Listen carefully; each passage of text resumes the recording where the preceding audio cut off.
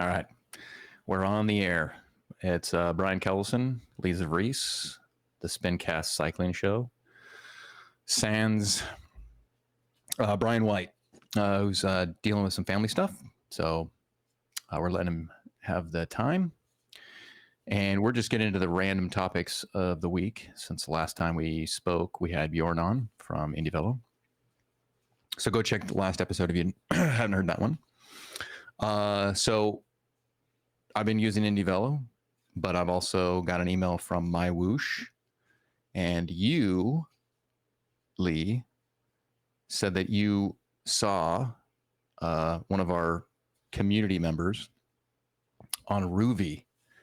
So tell me about Ruvi, because I've used it, and there's some things I like about it, and I haven't used it in about a year or so, maybe 2 years. Well, I know like COVID style, Cycling BC actually put a little race series on in Ruvi, and I used it quite a bit. And I think of all of the video type apps, it does one of the best jobs. And I was watching Wow Clutch ride in Ruvi, and I thought, man, this looks pretty damn good. Like the video was. I think the really video looks decent. good. I think the avatars are starting to look a little dated. Yes, and I think they've actually updated them at some point, because that was my huge complaint, was I couldn't stand looking at the avatars while riding, because their shoulders were 6 feet wide and then they had tiny little bodies, and it just looked like they were like riding like this, and it annoyed me staring at them for hours and hours. And I mean, you can go in first person mode and not see that, but anyone that passed you, you're like, look at that guy. He looks ridiculous. Yeah.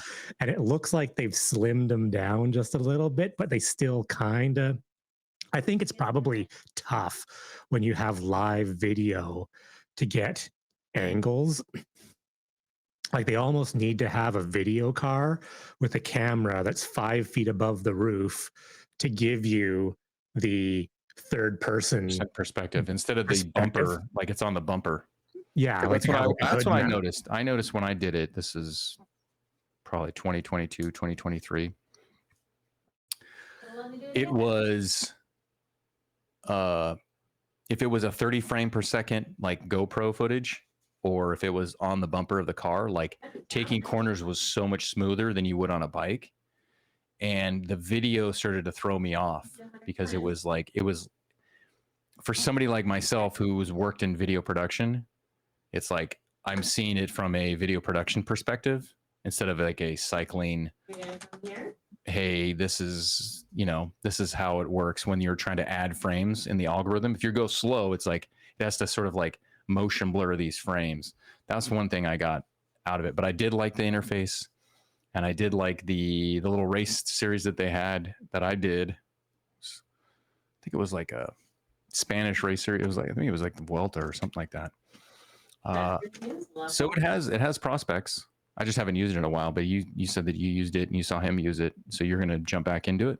I think so. It just reminded me of how good the video actually looks, and doing routes that you know of. Like there's a lot of routes. There's some routes on Vancouver Island. There's lots of routes in Vancouver, and just kind of adds routes that you would like to do across the country you live in, you have access to.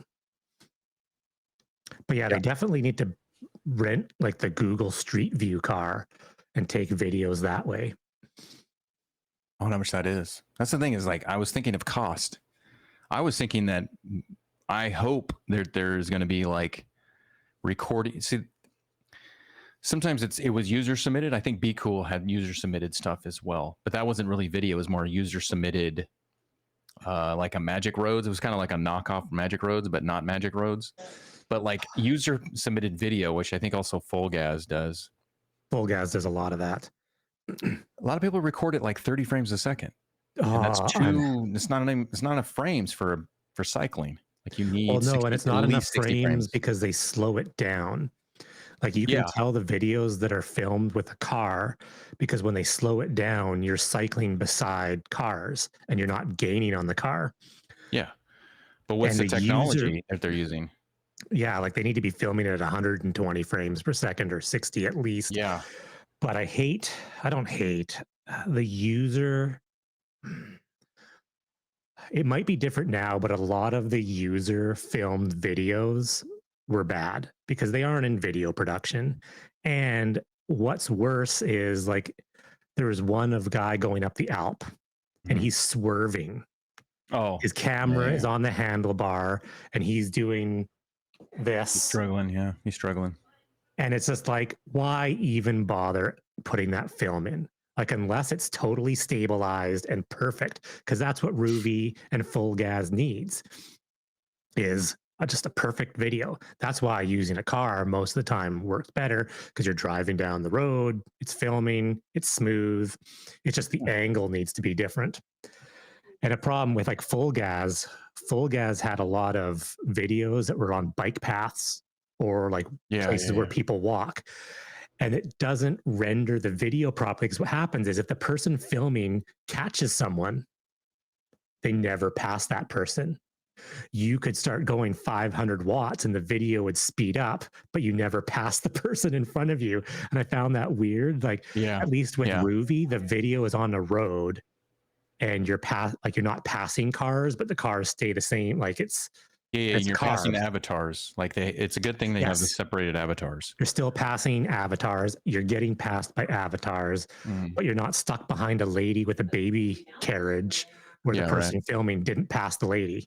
And you're like, Yeah. come on, I'm sprinting past this lady. I don't know. There's so many now, like Ruby, which I don't use very often, but it's nice seeing other people use it, right? That will go into to MyWhoosh. So MyWhoosh sent an email. Well, I'll recap what I did with IndieVelo. IndieVelo had some updates that next morning. So some of the things that Bjorn talked about. So they're constantly updating and they're constantly informing the community. And they're updating fast. Yeah, yeah. Like suggestions come in and George will be like, "Oh, that's a good idea." And then they kind of like they test it a little bit and they push it. And there's Apple TV on the horizon. There's more support for Android devices as well. And so a lot more people are coming in and their first taste is going to be a good taste of what it is because physics are being improved, user experience is being improved. I don't know if environments have been there's been discussion about environments, especially on the new mountain, like the base camp or not base camp. Base camp is another thing. The second world, which you don't really leave like you do in Zwift or whatever. You actually can ride over to the other mountain. The other mountain has a lot. It's more barren. And so there's not as many landmarks. And that was a request that I had was like, hey, we need some more landmarks because I got lost. I was doing a climb going all the way to the top as many times as I possibly could. And I didn't know where I was turned around. It felt like I was turned around, like I was going up the same climb over and over again. So IndieVelo is feeling much better. Not that it wasn't feeling really, really good, but also the mentality of, hey, I know an update's coming out. Like I know, hey, new stuff's coming Monday, or they're working on things, or he's constantly emailing and updating and getting the community aware. You know, that's a cool thing, and that leads into my MyWhoosh thing, which is I want to talk about. Is I got an email, which was this 2 days ago, May 17th. So it was that Friday morning? Friday morning. Important updates and announcements from MyWhoosh. I don't know if you got it, but I got it because of race control. So it came from MyWhoosh race control, right? So they had it was a big email and they talk about the physics and drafting, payments, categorization, social criticism, new releases, video on demand, and live workouts, and pre-verification. And this comes from Matt from, I don't know, he didn't put his last name, but a couple things that I wanted to talk about was the physics and drafting, right? So here, I'll read it. So for the audio audience, you will have noticed a gradual increase in speed, acceleration, and deceleration over the last few months. We believe it has been a successful change that has made the game slightly faster, but more realistic as you hit the bottom of hills and crest descents. This week, we will see first changes in our drafting algorithm as a test. So they're testing drafting, right? Which I know a big thing is, the yo-yoing and the drafting is tough. It's a different thing. So they're making changes, right? And they go on here as saying, we have had some changes to try to reduce the slingshot effect and slow down the passing of other riders, excuse me. We are confident this will be a big improvement and are looking forward to your feedback. And this is the other thing is they're really clear on this is their writing. This is not me talking about. So quote here, there is much more we can do in this space. However, it requires a major back-end change. It requires major back-end changes that we think will roll out at mid to late July. And this should bring us up to par with or exceed the dynamics of any other platform. Ooh, exceed. Yeah. So there's a couple things to digest just in the physics and drafting that they're talking about. Now, for me, I'm always about improving the physics, unless it's like rock solid. And I'm not saying, my litmus test is RGT. I liked RGT's physics. I think it could have been improved for lighter riders, for women, for everybody.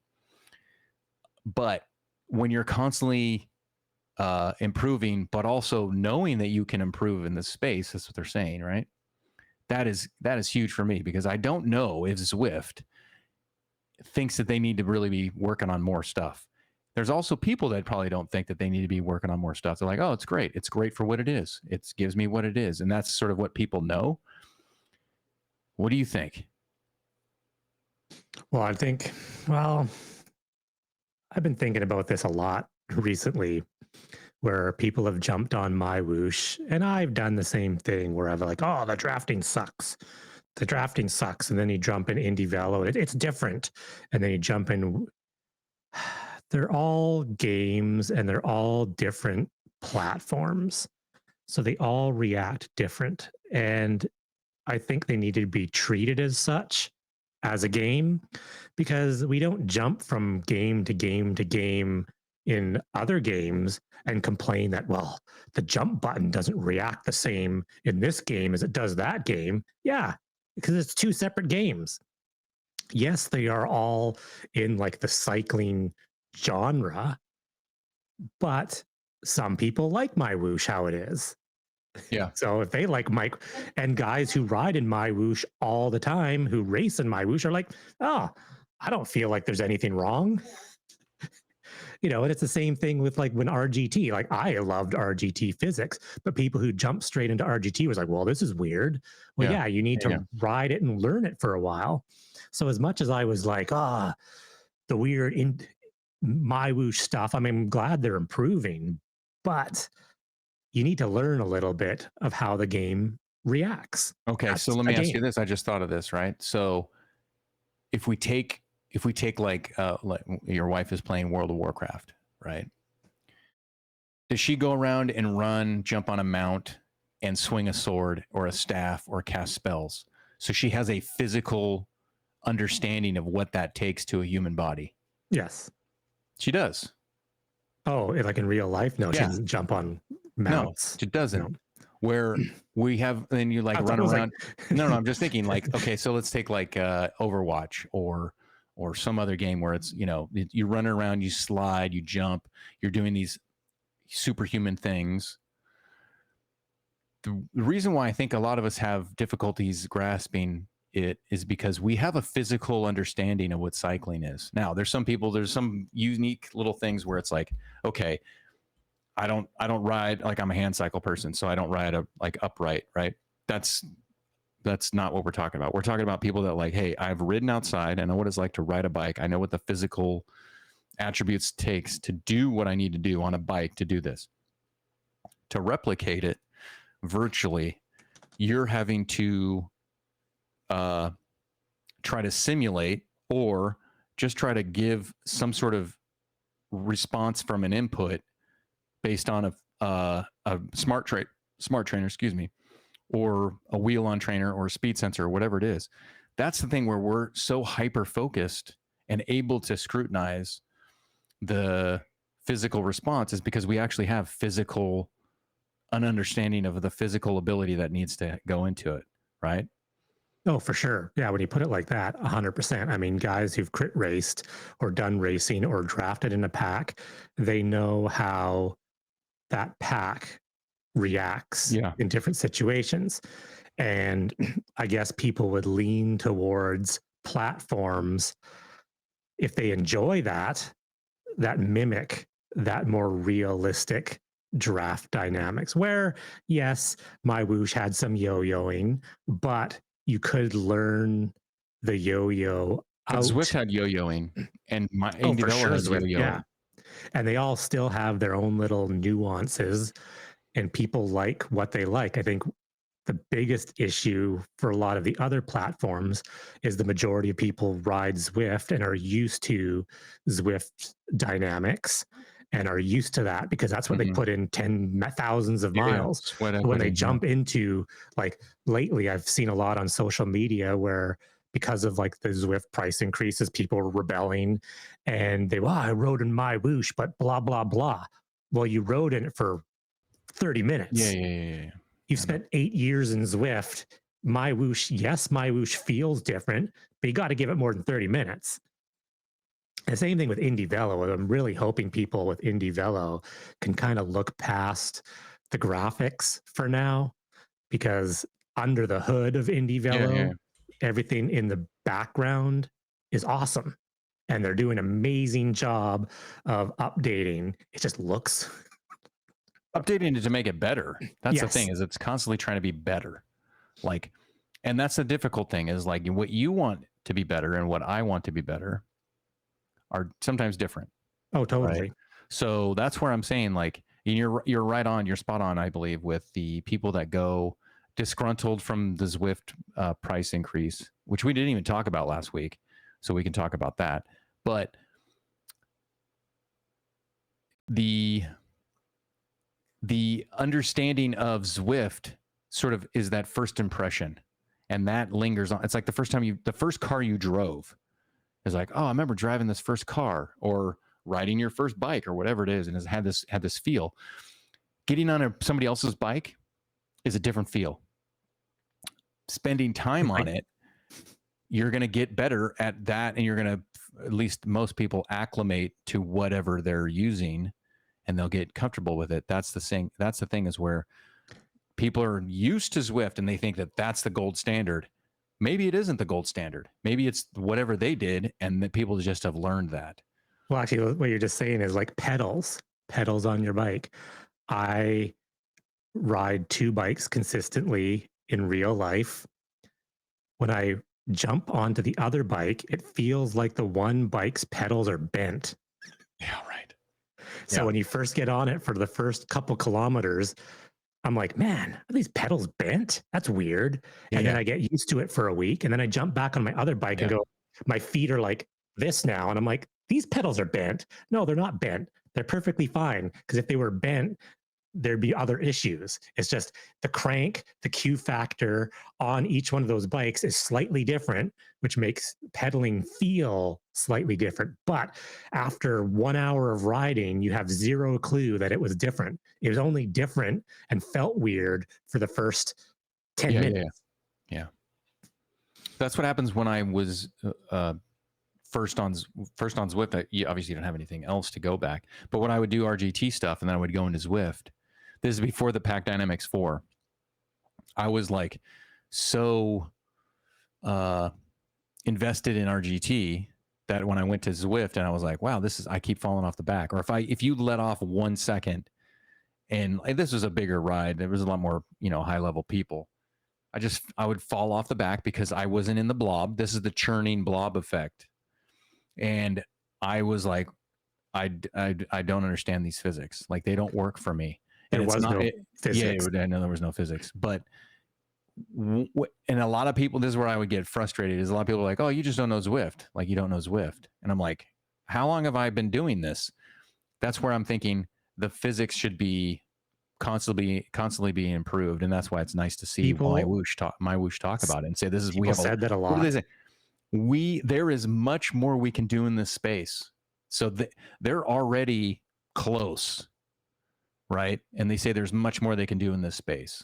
I wonder if MyWhoosh is just looking at the clock going, oh man, we don't have much time. It's already Yeah, May. I'm sure it is. We have world champs in 4 or 5 months. We Yeah, gotta but get our so you bring up a at the good same point. time. No, you bring up a good point because, but there's the one the but. I'll get to the but. But you have a good point of like, hey, they're worried about it, like they care. They're constantly talking about it, right? They're in there for like, because I know Brian was sharing this stuff from MyWhoosh in their Facebook, and they're very active in communicating it. That's why this email came out, right? But Zwift wasn't amazing physically when it did this first World Championships. It was Zwift. So I think that's the thing, is like people are not giving MyWhoosh their due, or IndieVelo their due to go, this is different. Oh, they're just like, oh, it's not Zwift. It took Zwift 8 years. Yeah. PD4 was the first pack dynamics that was actually somewhat, I guess, realistic. Yeah. Up until PD4, it was an individual time trial. It didn't even matter if you were in a pack. Every race was like an individual time trial. You were in the pack still pushing 300 watts. Yeah. Like it didn't, like there was no draft in the pack. Like the there was a little bit of draft. Well, the pack just went faster. Yeah, that's what I mean. Like there was a little bit of draft, so everyone was going real hard. Life, if you were in that pack, you would be doing 190 watts, sitting there going like churning away, going, I'm recovering. Yeah. So really, the memory of people is bad because exactly until PD4, Zwift was worse than MyWhoosh, and but way worse than IndieVelo. IndieVelo is like up there as far as like pack dynamics. For coming out of the gate, it's pretty spot on. Now they had, like Bjorn was saying, that there was a lot of knowledge from being part of the Zwift stuff. So they knew a lot of Zwift. So it's like, that's where I think the MyWhoosh, because I think aren't there people from MyWhoosh that are in, that were either using Zwift or they were inspired by Zwift, right? Yeah, one of my favorite things that Bjorn was saying was that they submitted, when he was working for Zwift, they submitted lists of things that needed to be fixed. Right, yeah. And the lists, he said, pretty much were just always ignored. And I appreciated that they were submitting lists and saying, we should do this and this and this. And he's like, they probably just looked at the list and was like, no, that's not even not possible, or we're not doing it. Like that's the two camps that I'm in, is like, oh, we're physically not able to do that, or that's not our priority, which is fine. That's their priority. So let me go into, well, they have a thing on payments. That's for people that like win prize money. So a lot of people are like, oh, when you mentioned payments, I was like, what? But yeah, so a lot of people are complaining about like, oh, there's negative comments on social media. This is what they talk about. I'll just cover it really quickly because I'm not in the money. You're probably not in the money, but in Australia and New Zealand, which I think a lot of racers are, the IBAN and SWIFT, which is SWIFT, which is that international transaction account, which if you ever have to do stuff internationally, you need those sort of things, or if you have a bank account that can do it, right? The reason why I know about it is because my wife, her father passed away, and there was like, her sister was in Amsterdam and she needed to send money. We needed to send money. So I was like, she's like, oh, I need to use this, I think. And so like, that's the reason why, really. And so they're like, hey, moving forward, we will let everyone know via email that payment has been released. So like, they're not like not saying that they're going to pay and they're not paying. And the people are like, oh, you're not paying. There are hurdles, and they are explaining what those hurdles are. So, but they also touch on categorization, right? So let me read this. As you can understand, this is an impossible and thankless task. That is what they say. I'm glad they said that, because for real, like people just, especially in social media, just complain and complain. And not a single person gives any sort of real, like constructive. Constructive, like they just be like, this sucks. Well, why does it suck? And what could we do better? No, it just sucks. I think I brought that up with Bjorn, is like, or even when I talked to him, even though not on last show, but just like when I'm speaking to him, when I'm doing IndieVelo and stuff, and I'm like, hey, I'm asking a question about the physics or the braking, like, hey, you're braking in the corners. I always preface it by saying, if that's what you guys want to do, I'll understand it. But if you're wanting some notes to maybe improve it or get better at it, then I'm okay with that. Because there's sometimes where it's like, the developers are like, hey, we like that's what we want. This is where we want to be. We're not going to change it. Okay, I can accept that, right? Kind of like certain things with devices or interfaces like Garmin, like, oh, I wish Garmin Connect was like, you know, do they even know? Are they aware of it? Whatever. So let's go back to the categorization, right? So as you can understand, is an impossible thankless task. Over the last few months, the power numbers have increased dramatically. We are always working on this and amending the dynamic categorization rules. Our issue is the difference between the top of each category is too far from the bottom of the category. Yet, if we drop the bottom writers, they are too strong in the lower category. Please be aware, or please believe, we are working on this and stick with us. As the numbers move further up, you may find you are dropped back down. All we ask is that you race hard and let your numbers talk. We will take care of the rest. So that's kind of cool. When I first did my first Power Passport, this is September, October of 2023, when I started doing the Sunday race clubs. And I don't think I've only done 2 or 3 because they're just too hard for me because they're like 3 o'clock in the morning. When I did the test, I was a 2. And then when I was thinking about, I'm going to redo Sunday Race Club. I reached out to them saying, do I have to do a new Power Passport test? And they said no. And then when I signed up for it, I was category 3. So like they're evaluating my data. Now, is that because they don't have enough data from me, or the 2s have moved up and I'm still a 3? Or, I mean, I was a 2, but then there was more 2s that pushed me into the 3s. So I feel like where I was racing in 2s, I was not the physical type to compete in that race. And that's why it was tough, because it was a climb. It was like a 45-kilometer climb.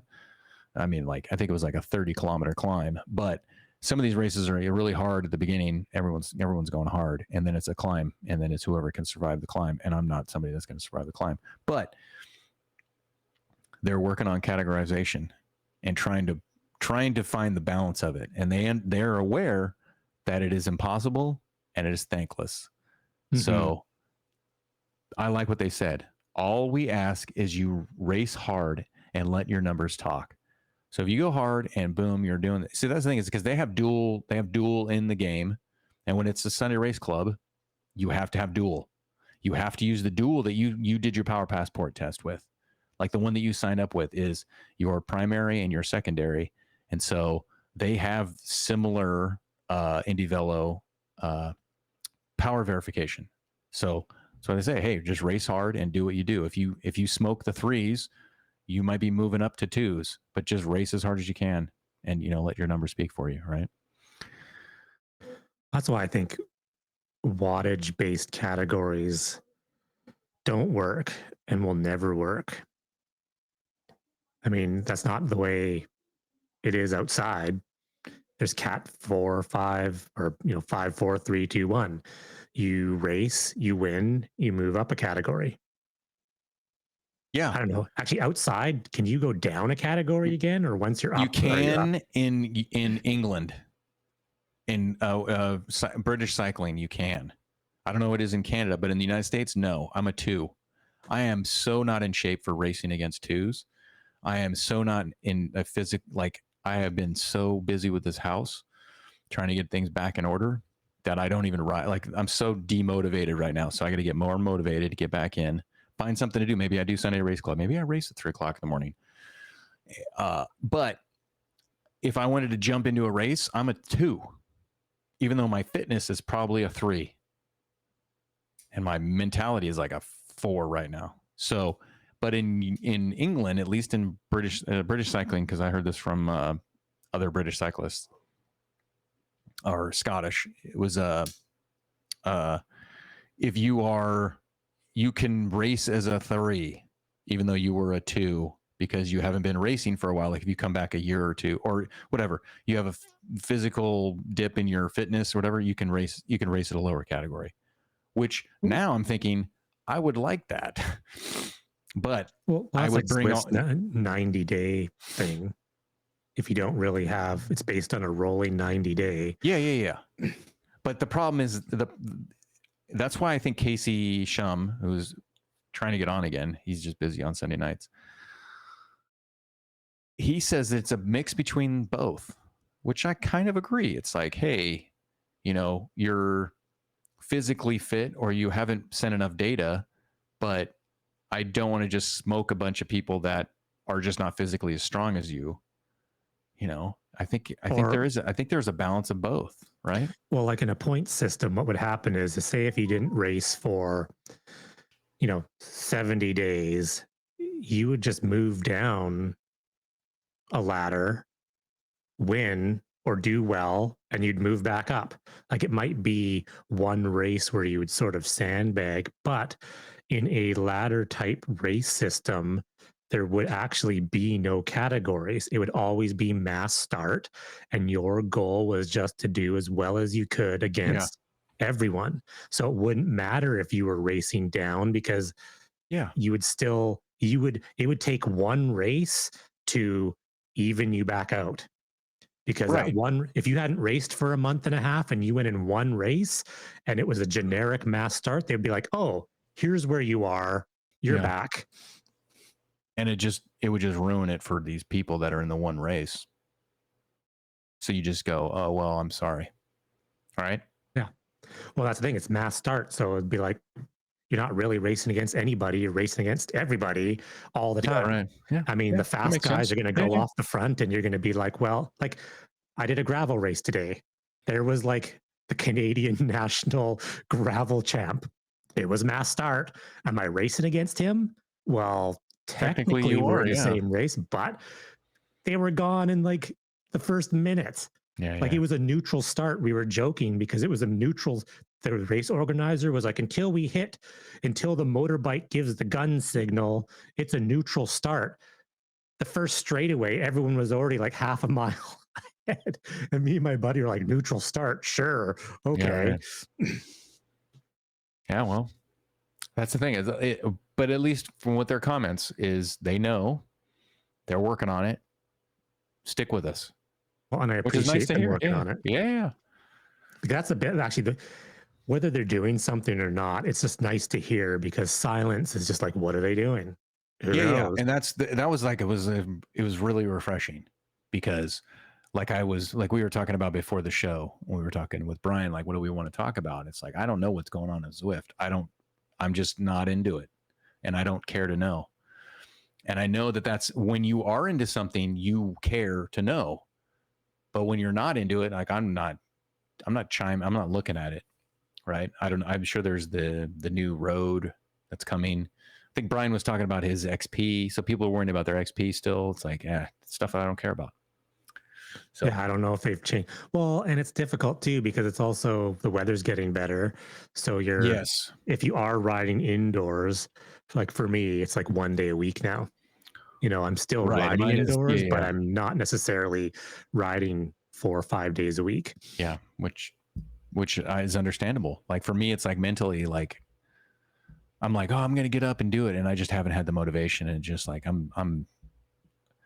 haven't had this since I was like injured. This is like the first time I've had motivated just because I'm not motivated to ride, where it was the other one was like, I want to ride, but I'm injured or I have health thing going on. Right. Like when I my back issue or I, fractured my clavicle. It's like, I just want to get back on the bike, blah, blah, blah. So, there was a thing on social criticism, and I'll touch on this really quickly because I think this is key. This is for people that see it happen and shake their head. We shake their head a lot. I do a lot because I'm a lurker sometimes because I don't want to chime in. There's people that just chime in and they have no bearing on their sort of like what is it, discourse, right? There's a decorum, right? Is that what they say in your guys' parliament or in our government, right? Your guys' parliament, our whatever House of Representatives and Congress and whatever. So I'll read in this thing. I think this is good because it's something to talk about. It's like as you all know, we are a growing platform that listens to our writers, which we've been discussing, right? So now this is quote, still quoting. That was a quote. I just added on the little part that we're hearing them do that. So now, most of you have my personal email, which is this Matt guy, right? Etc. To raise anything that is major, and I will always be truthful in reply. We are always happy to publish negative comments and issues, and for you to always push us to improve publicly and privately. However, personal posts and comments that are direct attacks on MyWhoosh and are aimed at being detrimental to our platform and other writers will result in us banning such racers under our code of conduct. I hate to bring this up, as 99.9% of you have become great supporters of us, and many of you personal friends of MyWhoosh staff. Okay, so I maybe whatever, little typo, or I just misread it. It's just a small minority that go a little too far. Well, and I see that's kind of what I was saying, was people criticize without having any sort of constructive feedback. Yeah, and just flaming out and just, you know, and honestly, there's people on the Facebook pages that are full on troll that don't know what the hell they're talking about, and they eventually get weeded out. But you have to sit there. As soon as you see that person's name, you're like, oh, that guy.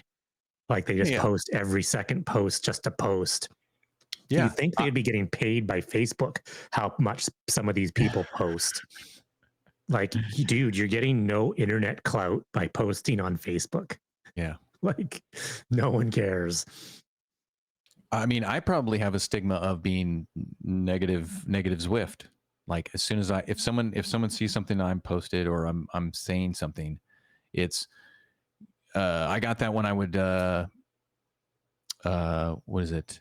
When RGT, because I was on RGT all the time. But you're Mr. RGT. Well, I was Mr. RGT. Mr. RGT. Oh yeah. So if I did anything Zwift, it was, oh, you're just a hater. You're just a hater. You're just whatever. It's like, maybe, but I'm not just doing it because I'm doing to do it. I was doing it to make the game better. And well, and people like what they like, and they're allowed to like what they like. And if you don't like something, it's okay. And doesn't bother me if you don't really like Zwift, you know. Yeah, that's the thing, is like I'm very clear on, people ask me, oh, you don't like Zwift, you don't like Zwift. And I'm like, I don't like Zwift because they're not fixing the physics that I want. You always had a trying reason. to yeah. I was always presenting a reason for my frustration. Like, it was very rare that you were just like, oh, Zwift just sucks because Zwift sucks. You were like, Zwift sucks because I don't like this, and this. Yeah. And, you know, more and more people are honestly getting to that point as well. You know, the price increase was a big tipping point for a lot of people, where they're just like, dude, Zwift, you're not doing enough. You're not doing enough to warrant the price increase. But some people don't care. For me, I enjoy Zwift the majority of the time. I don't race, so I don't really care about pack dynamics. When I raced, I kind of cared, but I just dealt with it. It's just it's not the money increase. It's just the fact that we're not getting anything, the value for that money. This is what I was talking. The only way to protest a company is to not give them money. Yeah. I can afford $5 extra a month. That's not the point. The point is, no, Zwift, you're not doing enough. You're not getting my money. Yeah. And this goes to I can't believe I'm going to talk about McDonald's, but McDonald's in the United States is getting backlash right now from the same thing. Is there are people that use McDonald's as a way to either subsidize their family spending, or they just enjoy fast food or whatever it is, but their price increase for the quality of what people were getting, they're not in line anymore. And so now McDonald's. It is still McDonald's. I haven't been to a McDonald's I've been to McDonald's once, and that was to use the bathroom and get a cup of coffee, but that was out of necessity. about 15 years ago. Before like, that is no long time. Whatever. That doesn't matter. That doesn't matter. But hey, I know what I'm going to get at a McDonald's, and the price that I'm spending or paying, somebody is paying for this, are not lining up, and now they're getting a backlash. And that's the sort of thing is what we talked about with Zwift, or we didn't talk about. We talked about it on my stream and your stream or whoever's stream, was the value we're getting, right? And it goes into this thing with the one of the last things on the MyWhoosh is new releases. So this is what they're saying, right? We have so much coming soon. Most importantly, for you all are most importantly, for you all are offline and data recovery modes. For me, though, the My Bunch 24/7 is a winner. Jump on anytime and be teleported to a My Bunch and join in the fun. Is it like robot pacers? My Bunch? Yeah, I think so. Yeah. Which is, I think the My Bunch is I think it's bots, but I think there was self-pacing bots or something like that. So I haven't been in a while. But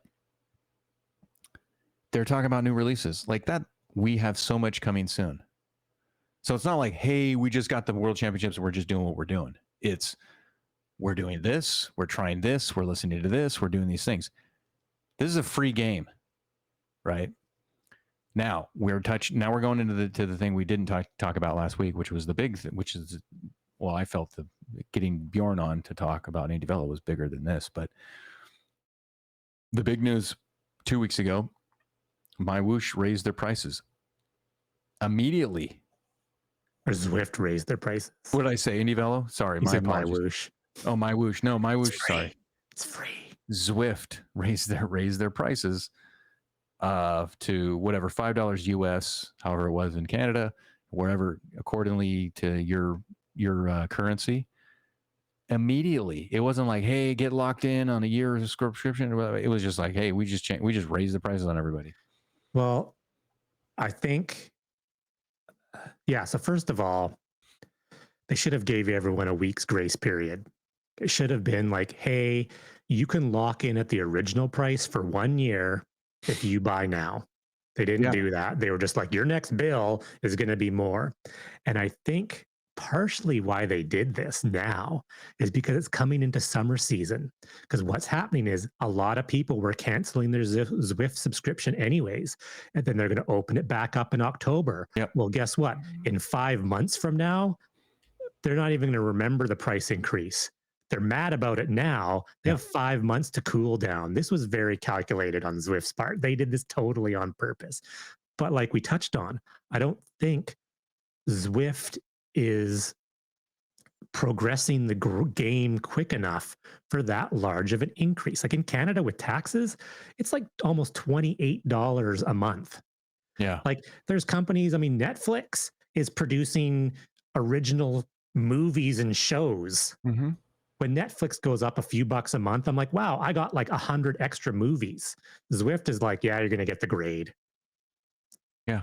I mean, I understand to run a business, you have to raise their price, but the perceived value, Zwift isn't doing enough. We go 2 shows back.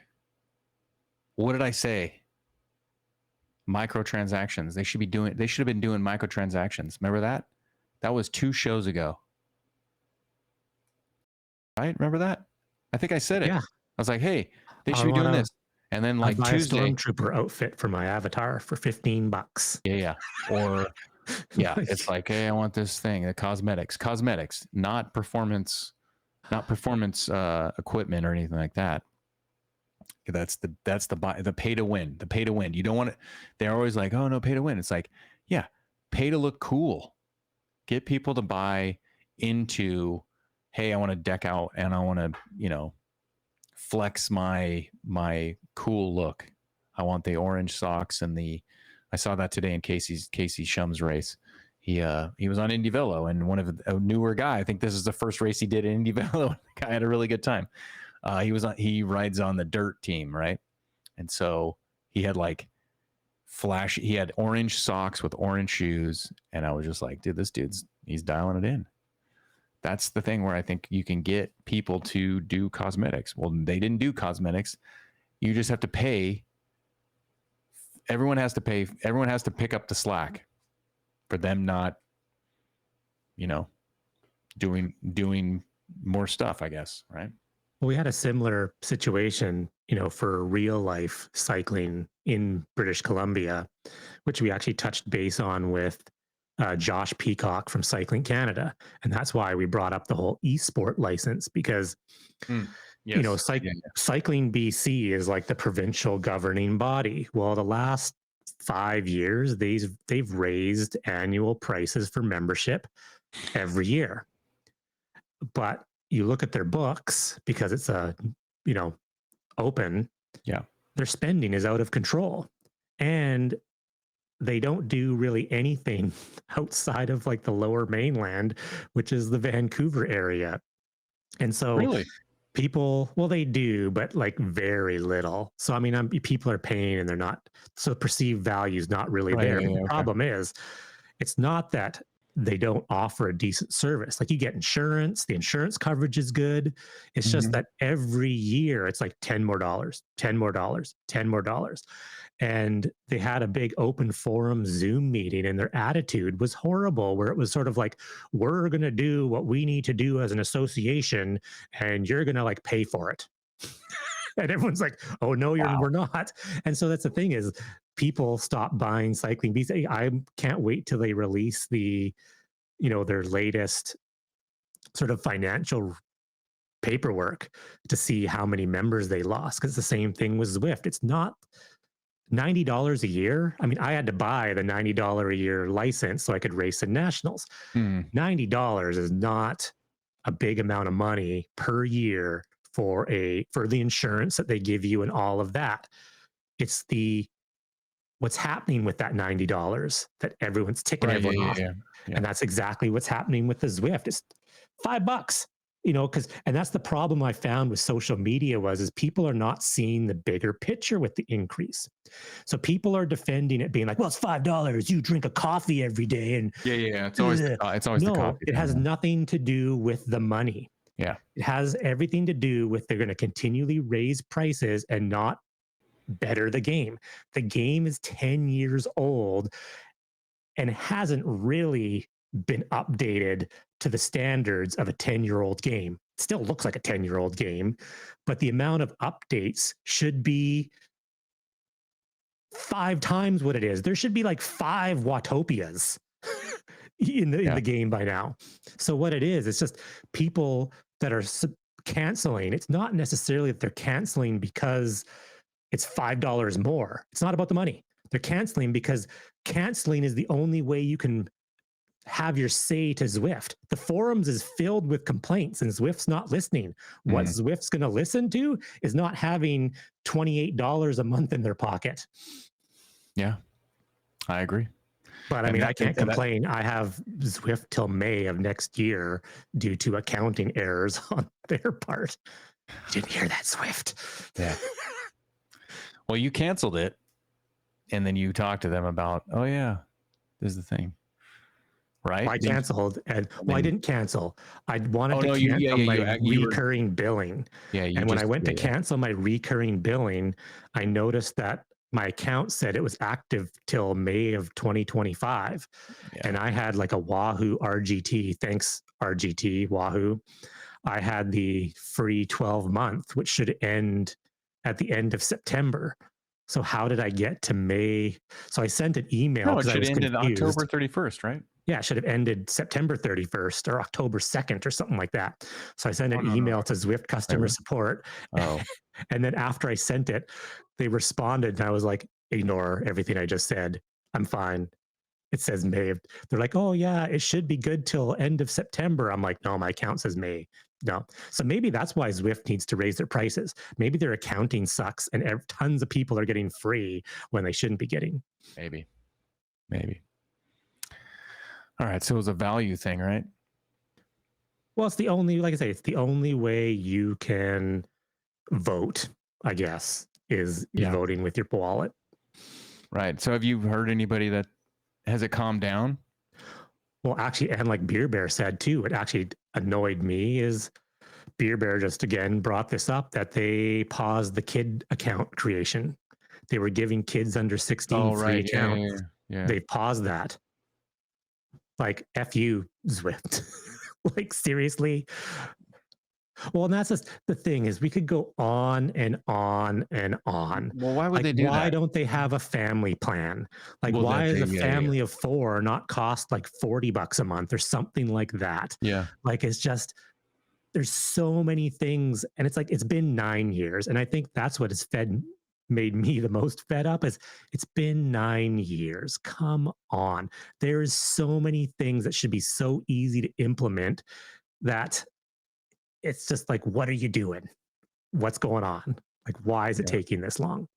Then you lay off everybody. So now nothing can happen because they laid off everybody. Yeah, that's I brought that up 2 weeks ago. It's like to keep Like the head guy, count, like they just like it's hard to like you're raising prices, but you're not able to like yeah, continually develop like the at a one thing that would have me at an agile pace, right?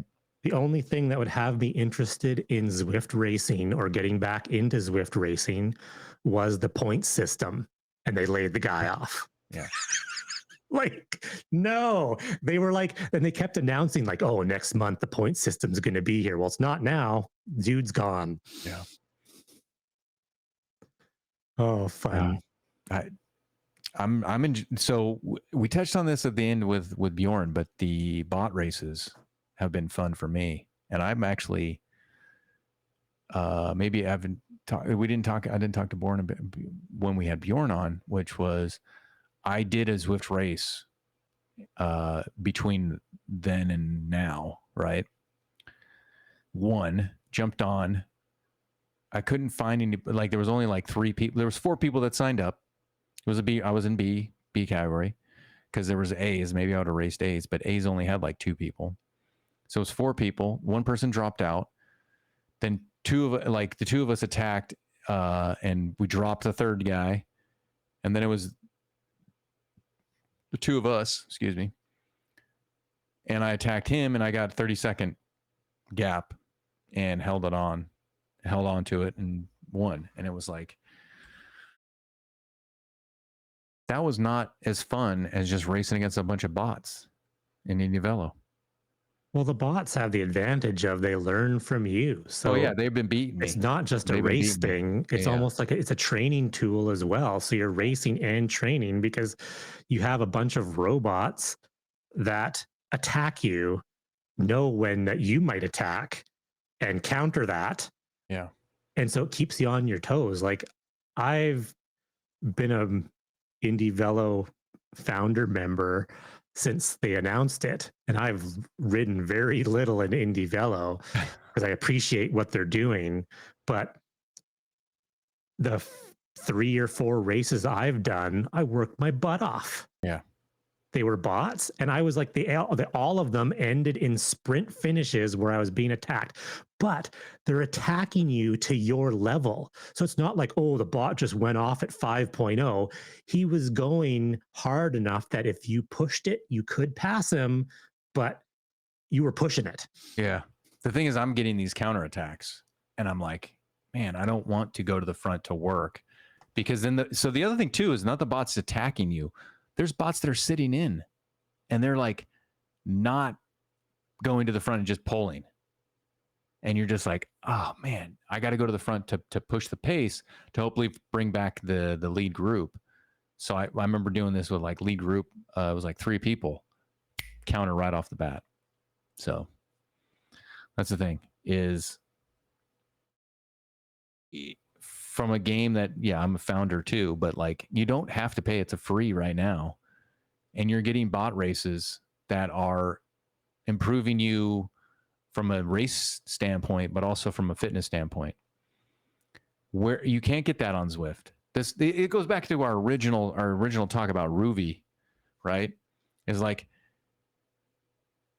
when you're like, hey, do you know, or not? Wasn't Ruby? It was more of like the generalization of how we react to going to different games, different platforms, right? Yeah. Is you can't practice. I can practice more in IndieVelo than I can in Zwift. You're practicing all the time with the bots. You're practicing all the time with the bots, and you can join races that are populated. Zwift doesn't even offer bots. Like, that would actually be something I would be interested in, to go back to Zwift, is if Zwift populated their races with bots, then I could actually practice more Zwift racing, because I can't create events and I can't do bot races to work on. Like, I do enjoy I'm doing the it's like a 6 o'clock race Pacific time, and it's like South Coast reverse, and it always has a right turn. You go around the lake. It's like a little loop around the lake. It's kind of like a crit, they say, like whatever. But I know where the incline is, and I know where the kind of the corners are slow, which hopefully they're working on. But there are points where I know I'm going to have to go hard, and I'm working on it. So when the game is improving, I'm going to keep doing this and go, hey, I have a physical, memory of, hey, this physics was different. Like, that's the fun thing that I'm looking forward to, where, like, I know I just wanted to finish that thought. You were just saying about, or you were going to say something. So I'm sorry I cut you off. I just wanted to finish my thought on that. There's like, I have like this great little thing that I can continually do and be repetitive in a routine to then gauge the improvements of the game. No, exactly. I think my thought was just, I thought Zwift was going to weed out events that had no people or few people. I don't know. That was a big announcement. I remember that. That was a big announcement, and I didn't think they did any. Maybe they did, because maybe they did that and we just didn't notice, because it was not something. No, it wasn't something that people cared about. Yeah. Like, that's the thing, is like, they'll do things that you're just like, well, nobody's asking. You're gonna just thin out the events. Fine. So yeah. I don't know if they did it. They said that they were going to do it. Maybe they did it and we didn't notice, and maybe they never did it. So I don't know. Yeah, with the IndieVelo founders thing, I appreciate the level of effort. And when I was involved in the very, very early beta, like when it was still like invite only, like you had to know someone that was there to invite, I saw how fast things were getting updated and went, wow, this is cool. Like, and take my money, because I appreciate, I know, like I say, I barely use IndieVelo. Yeah. I just appreciate what they're doing. I was probably a year before I did founders, because I was doing more RGT, maybe some Zwift here and there, and then RGT went away. And then it was sort of like this is what I brought up to Bjorn, which is more of a personal thought, it was more of like, a lot of Zwift people were wanting Zwift things when I first got into it. And then RGT people were pushing RGT stuff, which I was like, I don't really want. I want RGT to be RGT, and I want IndieVelo to be IndieVelo. It's such a weird space, the cycling app, esports thing. Yeah. Because, like, I'm a gamer, play a lot of different video games, and you go on these video game forums and no one is asking for stuff that is like the basis of other video games. Which, it's so weird. There might be, they we just don't see it. Like, yeah, but just in the cycling space, it's so prevalent, and everyone's so in their face of like, I want this, and I do want Magic Roads, IndieVelo. Yeah, Magic Roads. I miss Magic Roads. Cool. That was like my main thing I used in RGT was Magic Roads. Oh yeah, I liked it. Do we have any questions from people? Whoever does Magic Roads gets my money. Like, and they might have a patent on it. I don't know. Could be. Any questions, comments from people? Or are we out of here?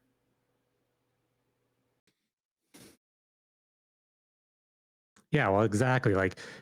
Like Bjorn is in chat, and he said if Fortnite was like World of Warcraft, I mean, Fortnite will have like maybe World of Warcraft skins, but yeah, no one in Fortnite is asking for like World of Warcraft spells or World of Warcraft gameplay dynamics. Okay, think of it like Overwatch, right? There's a new, I was watching the Marvel Rivals, which is kind of like an Overwatch, right? There might be somebody that's from the Overwatch community that's like, hey, Marvel Rivals, could you do something like that? You know, I think that's kind of where we are. That's my example. But yeah, nobody's going like, hey, I want StarCraft, you know, building, you know, bases, and I want the Protoss stuff going to then be in Fortnite. Like, they're not talking about that. Like a skin, yes, but like strategy, the strategy of like 3-class system in an RTS versus like a first person shooter builder action game, Fortnite, that's not what people are doing. But yeah, like inside the cycling app space, that's what people are doing. They're like going, I want I this, I want agree, that. and it's wrong. Totally wrong. They all need to do their own thing. Yeah. So we are in agreement. I'm just clarifying. Yeah. Oh yeah, no, 100%. It annoyed the F out of me in the IndieVelo Discord server when everyone started coming. And actually, it's happened twice. When RGT finished off, there's a crap ton of RGTers going, I want this and I want that. And then now with the Zwift price increase, there's a bunch of Zwifters going, well, it should have this. I want this. It's funny though, because of all of the, you know, heads up displays, Zwift's the worst. Why do we want anything from Zwift on the heads up display? Like their mini map, like it is the worst. Since Bjorn is in chat right now, I'll say this right at the end of the show because we're going to get out of here. The font, we need to fix the font in IndieVelo. That's a little too sophomoric. How about that? I think we need a little bit more. We got a little bit more edge. We need a little bit stronger, sharper font. I don't feel like it's as aggressive as I am when I'm in IndieVelo. It's too rounded corners. So on that note, what is he commenting? Yeah. Oh, whatever. He just said huddle up. We will huddle up. Definitely huddle up. All right, I got to go eat. I'm tired. All right. On that note, everyone have a good evening. Everyone have a good evening. For those in Canada, enjoy your day off tomorrow. Oh, what is it tomorrow? It is Victoria Day, May long weekend. Victoria Day? It is National Patriots Day in Quebec. I have it right here. And Victoria Day in Canada. Usually the long weekend that kicks off the camping season. Oh yeah, that's next weekend for us in the States. I quite enjoy it because I didn't go camping, but I went shopping and there was no one in the stores. There you go. No one. It was amazing. No Canadian Tire. It was like empty because everyone's camping. Right on. All right, guys and gals. Right. Everyone, thank you very much. Play the music. We're out of here. Bye.